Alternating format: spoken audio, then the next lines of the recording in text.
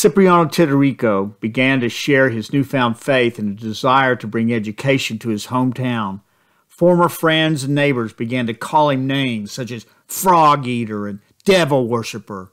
They claimed he wasn't human and had a tail like the devil. He was often too afraid to go to his fields and work because the townspeople would throw rocks and caca and insults at him from every direction. It was difficult and sometimes impossible to plant, care for, and harvest his crops. He had no freedom. Often the men of the town would sit and watch their home overnight with big machetes stuck in the ground next to them to protect the village from the evil spirits which lurked inside of the Titirico home. His land would be vandalized. Occasionally a sheep would die mysteriously. On one horrible day, Cipriano's daughter suddenly died, and to this day the family feels she simply died of fear. She was perhaps the first of what would soon become dozens of Methodist martyrs. Despite everything, Cipriano kept the faith. He opened a little school in his home, later built a small adobe hut to hold classes, and would have worship. Let me tell you the story of this faithful saint of the IEMB.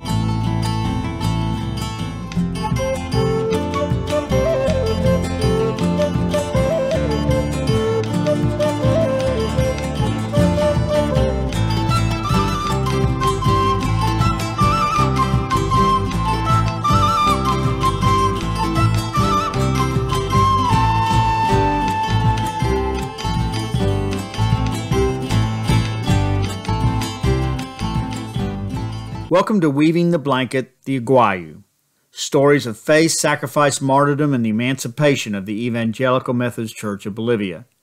This is Season 2, Episode 4, Tata Cipriano Titirico, facing community justice by possibly the first rural Aymaran to become a Methodist. My name is David Stevenson. Last week we heard about the 1922 development of the first indigenous Methodist church in all of South America, the Los Andes Church, later renamed El Redentor. It is located in what was then a small suburb less than a mile from the edge of the La Paz city limits. This church and school were founded by Pastor Nestor Peñaranda, Professor Mariano Molina, and the reluctant U.S. missionary Virginia Whitehead. Camata is a lovely town that is on the shoreline of Lake Titicaca. The land around Camata is lush and productive, and the fishing is good. But in the 1920s, the old Hacienda Patron peon system of agricultural development was still in place. The land had been cultivated by the people of Camata for millennia. The Aymara farmers predate the conquistadors and even predate the invasion of the Quechua Incas in the 13th century. However, the town was impoverished and the people were hungry in the 1920s. As you should know by now, these lush fields had been taken from the people by the conquistadors and deeded over to a full-blood Hispanic elite Criollo patron who was a descendant from the conquistadors. This patron was particularly harsh to his peones or peons.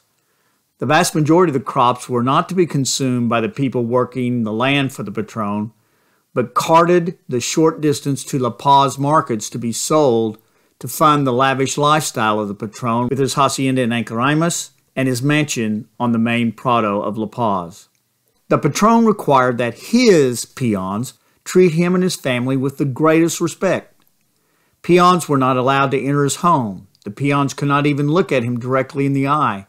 To do either of these things or show any disrespect would lead to immediate and severe punishment and beatings. The patron would not allow the Aymaras under his responsibility in this community to learn how to read or write in Spanish. He provided no education, and he forbade anyone from visiting a Protestant church or becoming a Protestant. One of those peones, a man named Cipriano Titirico, decided that he wasn't content with the way things were. Cipriano wanted more for him, more for his family, more for his community. He dreamed of having a little primary school in the community. One day in 1925 or 1926, Cipriano simply snuck away. He took the primitive roads which led to La Paz, taking several days to walk the 40 miles to get there. Once in the city, he found himself at a loss for food, shelter, or even how to find what he was looking for. Cipriano wandered the streets of La Paz for several days, hungry and lost. At night, he would wrap himself up in a blanket and sleep sitting up, leaning against the side of a building, every bit the image of a modern urban homeless person in La Paz. One day, as Cipriano was wandering around, wondering what to do, he met a kind-looking Aymara stranger on the streets of La Paz, and Cipriano told him that he was desperately needing help. As God would have it, the stranger was a secret member of the Los Andes Methodist Church. The man told him, quote, "You're looking for a teacher. You will find Christ the Savior.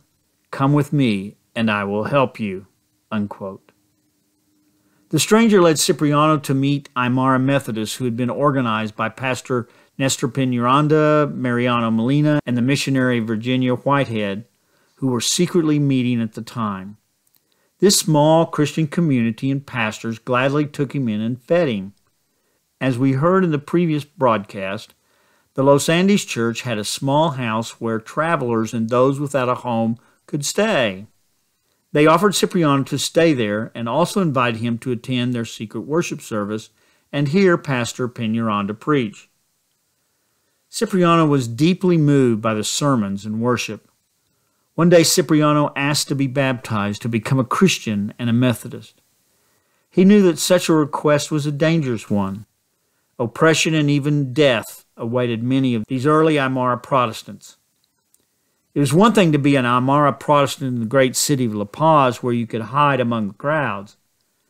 But if he returned home and was to be openly Protestant in his home rural village, ruled by the iron glove of a patron, it would be far more dangerous. The missionary Virginia Whitehead and Pastor Peñaranda also knew the risk. Not only was the Roman Catholic Church, the government, and the people opposed to such conversions, but even the U.S. leadership of the Bolivian Methodist Church wasn't so sure this was a good idea. Virginia, Nestor, and Mariano Molina saw that the call of God had fallen upon this man, Cipriano Titirico, and they baptized him as perhaps the first rural indigenous Methodist Christian in all of Bolivia. Cipriano sent for his wife, and she soon joined him in La Paz. When Cipriano expressed his interest in education, the Methodists had compassion on him. Virginia Whitehead and Pastor Peñaranda and Professor Molina taught him Spanish and how to read and write. His teaching was done late at night as it was dangerous to teach Aymaras to become literate. Virginia knew that she was risking jail, expulsion, or worse. And yet they felt compelled to teach this willing soul. They often used the Bible as his study book, and soon he was not only growing in his education, but also in his faith. These were glorious days for Cipriano and his wife, being a part of a community where he could be a whole human being, not a cog, a piece of machinery in the patron's agricultural machine. He was growing in his faith and commitment to God. He was learning to read and write, which opened his eyes to the world. It must have been extremely tempting to stay within this slum, but within the loving community, not fully safe, but so much safer than if he went home.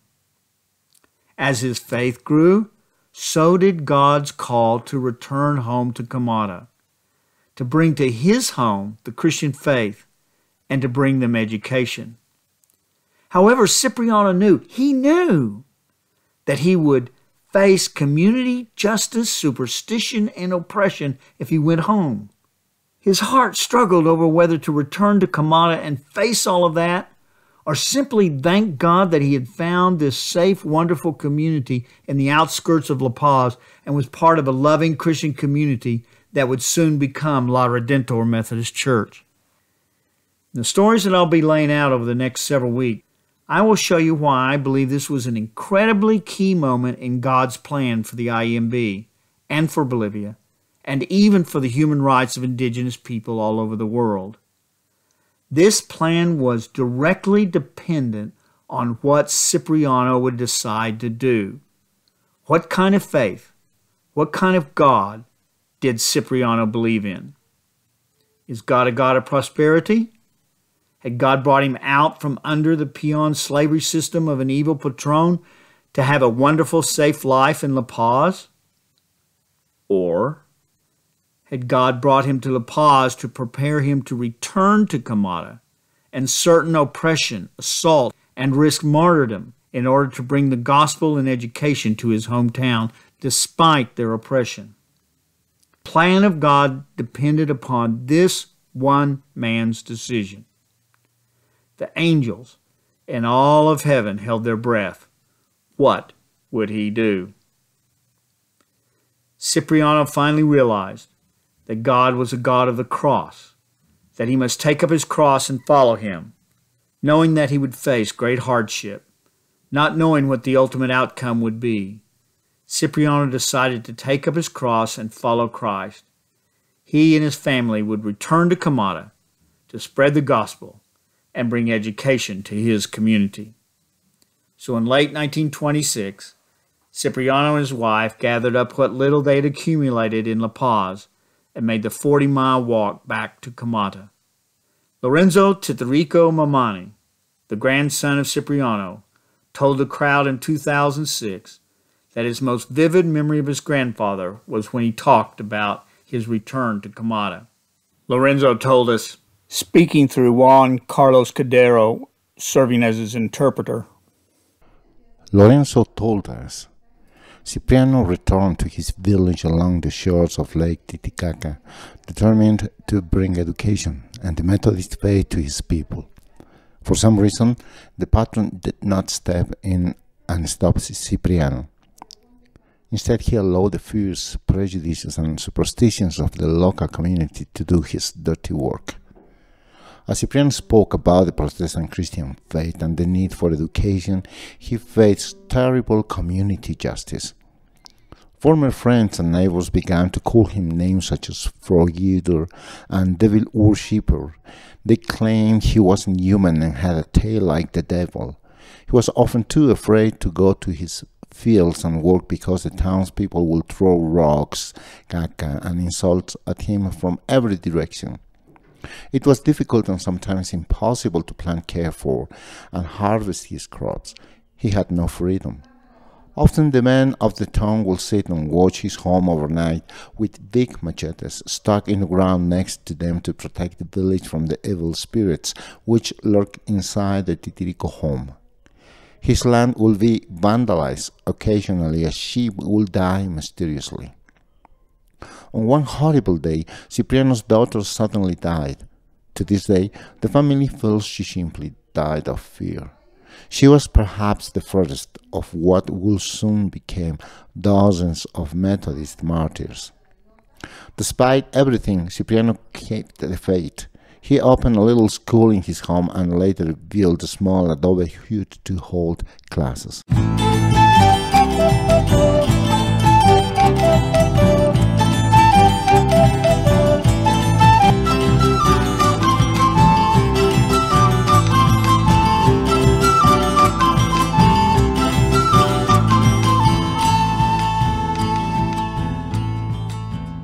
While Cipriano was struggling from the oppression he was facing in Camata, the IMB Missionary Annual Conference of 1926 finally, for the first time, came up with a plan to evangelize the Aymara. At the conference, Bishop Miller articulated 5 goals for work with the indigenous of Bolivia. 1. Continue and expand the work in the Los Andes area of La Paz and in the lake area. 2. Emphasize evangelism, education, recreation, and medical services. 3. Build a building in La Paz to train indigenous youth to become teachers and pastors among the indigenous people. 4. Build a chapel for the Los Andes Church, later renamed La Redentor. Build or rent a space for a clinic and dispensary in Los Andes and a school. And 5. Adequately fund these projects to allow for the slow, continued growth of the work with the indigenous. This did legitimize the work of Peñaranda, Molino, and Whitehead and the Los Andes Church inside the Methodist Church. However, it didn't do much of anything else. No additional support, no additional missionaries were assigned to reach out to the Aymara at Los Andes or anywhere. In 1927, back in Camata, Cipriano, despite all of the abuse and oppression he'd faced from the community, a few of his neighbors began to sneak over to his house to learn Spanish and how to do math. And of course, Cipriano shared his faith in God through Jesus Christ. Cipriano decided that he wanted to open an actual school in Camata. He found out that the next annual conference of the IMB would be in December of 1927. He and 3 other brothers from Camata snuck away again and walked the 40 miles to La Paz to ask for help. Meanwhile, as God would time it, now Dr. Frank and Bessie Beck were returning to Bolivia, made it back to La Paz just in time for the 1927 annual conference of the IMB. The 1927 annual conference was a special moment in the history of the IMB. It wove together 7 superheroes of the IMB: Cipriano and his wife, Dr. Frank and Bessie Beck, Professor Mariano Molina and his wife, and the missionary Virginia Whitehead.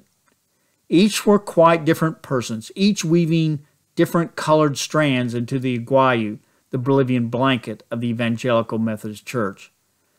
But together they would begin the transformation of the IMB from a criollo, mestizo, urban, middle-class church just flowing along with the culture of Bolivia, and transform it into a rural, indigenous, poverty-stricken, socially engaged church that would soon transform itself and gain autonomy from the U.S. Methodist Church and play a key role in bringing about the emancipation of the indigenous in Bolivia. And the spark, the key, the first giant step happens at the December 1927 annual conference.